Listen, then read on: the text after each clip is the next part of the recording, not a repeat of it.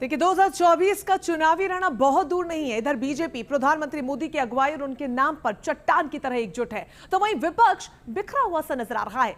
देश पर दशकों तक हुकूमत करने वाली कांग्रेस का हाल भी पूरी तरीके से बेहाल नजर आ रहा है।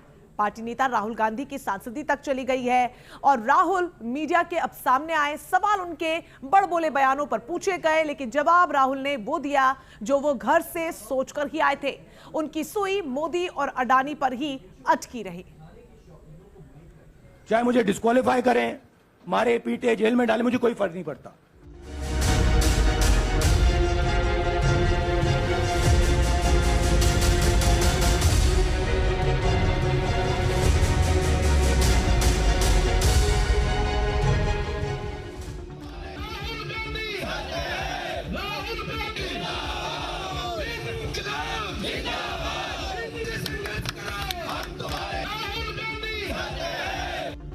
सांसद ही गई, सियासत नहीं गई। ये ओबीसी का मामला नहीं है, ये नरेंद्र मोदी जी और अदानी जी के रिश्ते का मामला है। 20,000 करोड़ रुपए जो अदानी जी को पता नहीं कहां से मिले, उसके बारे में मैं सवाल पूछ रहा हूं। व्यर्थ की बातों में उलझने की आदत नहीं गई। 20,000 करोड़ रुपए जो अदानी जी को पता नहीं कहां से मिले, उसके बारे में मैं सवाल पूछ रहा हूं और उसका जवाब चाहिए। बीजेपी ध्यान को भड़काने की कोशिश करती है।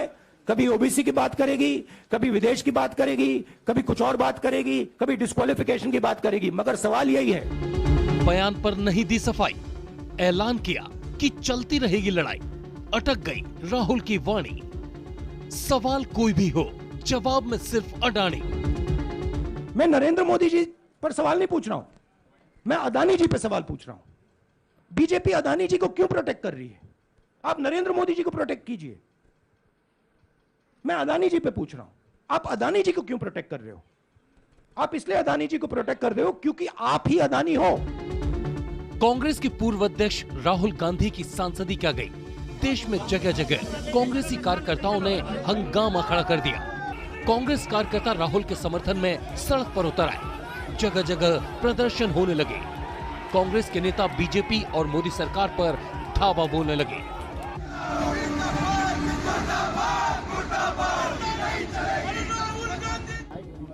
हालांकि नीरव मोदी, चौकसी, ललित मोदी, मल्ल्या ऐसे लोग करोड़ों, हजारों करोड़ रुपए सरकार से लूट के बाहर चले गए, लेकिन उनके बारे में मोदी जी मुंह नहीं खोल रहे हैं और हमेशा दूसरों को टीका करने में वो बहुत अच्छा समझते। मोदी को लेकर बयानबाजी में सूरत की कोर्ट ने राहुल गांधी को 2 साल कैद की सजा सुनाई, तो शुक्रवार को राहुल की संसद सदस्यता भी चली गई। 24 घंटे बाद राहुल गांधी खुद मैदान में उतर गए। उन्होंने प्रेस कॉन्फ्रेंस में वही कुछ दोहराया जो वो पहले भी कहते आ रहे हैं। चाहे मुझे डिस्क्वालीफाई करें, मारे पीटे जेल में डाले, मुझे कोई फर्क नहीं पड़ता। मुझे अपनी तपस्या करनी है। क्या संयोग है, कुछ दिन पहले तक बीजेपी राहुल गांधी पर हमला बोल रही थी। लंदन में राहुल के बयानों को देश विरोधी बताते हुए बीजेपी कह रही थी कि राहुल माफी मांगे। संसद के दोनों सदन तक इस हंगामे की वजह से चल नहीं पाए। तब राहुल गांधी ने कहा था कि वो अपना जवाब संसद में देंगे और राहुल गांधी की संसद सदस्यता चली गई। अब वो अपनी सफाई प्रेस कॉन्फ्रेंस में देने लगे। राहुल की सुई फिर अडानी पर अटकी। बोले कि सारा हंगामा इस नाते हुआ ताकि अडानी के मुद्दे से ध्यान भटक जाए। फिर मेरे बारे में मंत्रियों ने पार्लियामेंट में झूठ बोला कि मैंने विदेशी ताकतों से मदद मांगी। मैंने ऐसी कोई बात नहीं की है। मोदी को लेकर बयानबाजी में राहुल गांधी को 2 साल की सजा हुई है। सवाल ये उठ रहे हैं कि राहुल के आखिर सलाहकार कौन है? पार्टी में वकीलों की फौज होते हुए ठीक से पैरवी क्यों नहीं की गई? राहुल पर कानून ने फैसला सुनाया है। संसद से उनकी सदस्यता गई है, लेकिन राहुल अपने ही रंग में हैं कि माफी मांगने का तो सवाल ही नहीं है। राहुल गांधी सोचता है मेरा नाम सावरकर नहीं है, मेरा नाम गांधी है। गांधी किसी से माफी नहीं मांगता। और मैंने कहा, पार्लियामेंट हाउस में कहा कि भैया मुझे बोलने दीजिए ना, एक बार तो बोलने दीजिए।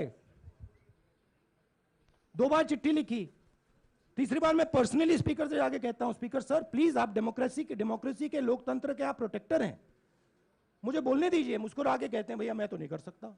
आप नहीं कर सकते तो कौन कर सकता है? राहुल की सांसदी गई तो कांग्रेस एक बार फिर इतिहास को याद कर रही है। ये इतिहास इंदिरा गांधी से जुड़ा हुआ है।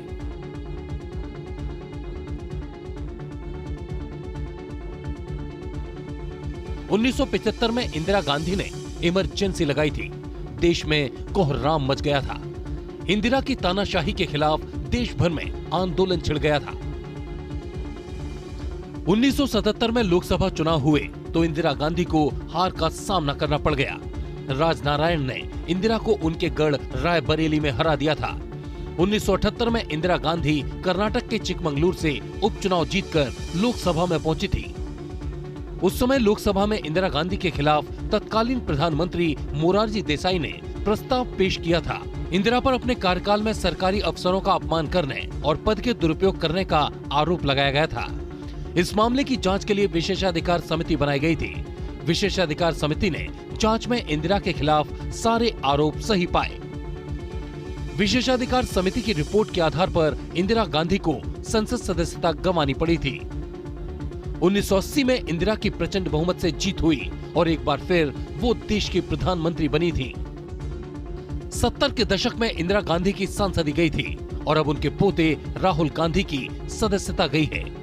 कांग्रेसी ख्वाब देख रहे हैं कि अब 2024 में राहुल गांधी वही करिश्मा दिखाएंगे। देखिए, सन 78 दोहराया जा रहा है। उस समय इंदिरा गांधी को इसी तरह गिरफ्तार किया था, सजा सुनाई थी। 80 में जनता ने माफ नहीं किया, लौट के आई थी कांग्रेस 2/3 बहुमत से। अब देखना 2024 में भी इतिहास दोहराया जाएगा। राहुल गांधी की प्रेस कॉन्फ्रेंस में भी ये मुद्दा उठा। न्यूज नेशन ने उनसे सवाल पूछा कि क्या उन्हें लगता है कि वो इंदिरा वाला करिश्मा दोहरा पाएंगे। इसके जवाब में राहुल ने क्या कहा, आप खुद सुन लीजिए।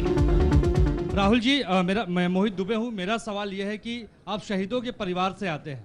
आपकी दादी भी डिस्क्वालीफाई हुई, जनता के बीच गई, आप सत्ता में वापस आए। आज के दौर में राहुल गांधी भी डिस्क्वालीफाई हो गए हैं क्योंकि तमाम आपने इश्यूज को उठाया, चीन के इश्यूज को उठाया। क्या राहुल गांधी भी जनता के बीच में जाएंगे और वही वापसी फिर से करेंगे? राहुल गांधी भारत जोड़ो यात्रा में 4.5 महीने जनता के बीच में रहेंगे और वो मेरा काम है, वो मैं करता जाऊंगा। राहुल गांधी की अगुवाई में ही कांग्रेस अर्श से फर्श तक पहुंच गई है। अब वो एक बार फिर कांग्रेस को ऑक्सीजन देने के लिए दिन रात एक कर रहे हैं। भारत जोड़ो यात्रा उसी रणनीति का एक हिस्सा थी, लेकिन जिस तरह उनकी सांसदी गई है वो कांग्रेस के लिए जोरदार झटका है। सवाल ये है कि इस झटके से राहुल कैसे उभरेंगे, कांग्रेस कैसे उभरेगी।